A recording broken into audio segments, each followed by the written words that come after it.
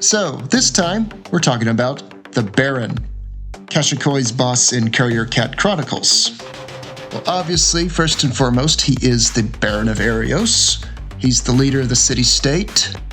Used to be nothing but a common house trooper, but ambition sort of steered him in a different direction. He got tired of taking orders, serving some fool, so he decided, why not? He's going to be the guy in charge. So he staged a coup and made himself Baron, and no one has been challenging his legitimacy ever since. Since he's taken office, he hasn't really taken office, he took the throne is more accurate. But since he did that, he has let the noble lifestyle get to him a little bit. He's a bit more pudgy than he used to be. I wouldn't say grossly obese, but he's definitely not as lean and fit as he once was. And he definitely lets his old house trooper background influence how he dresses and presents himself. We always have him dressing in sort of like Class A uniforms with all these medals, and he just blings himself out because, you know, he might be fascist, evil, but you know what, he's got style.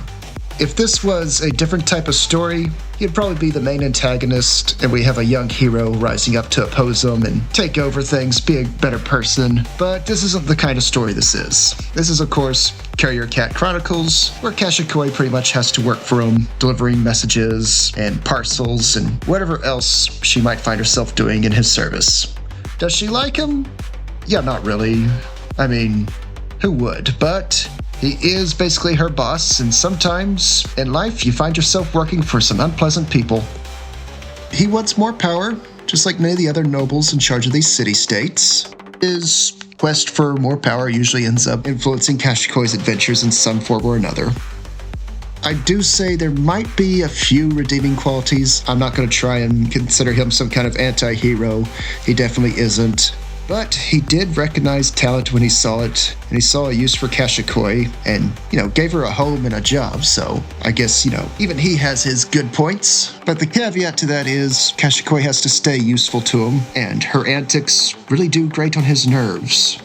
Something might give eventually, but we haven't reached that point in these stories, because there's just so much more we can do keeping it status quo. At some point, yes, I might change things up, but right now we're just seeing what kind of antics and shenanigans we can have our little Nico courier get into working for him. The various plots against him, conspiracies, and of course, the rival city-state of Talon, always trying to orchestrate something. So this is a bit shorter. I'm still creating his character and expanding more. We might see more audio logs like this about him. But as of right now, that is everything I have on the Baron. Hope you've enjoyed.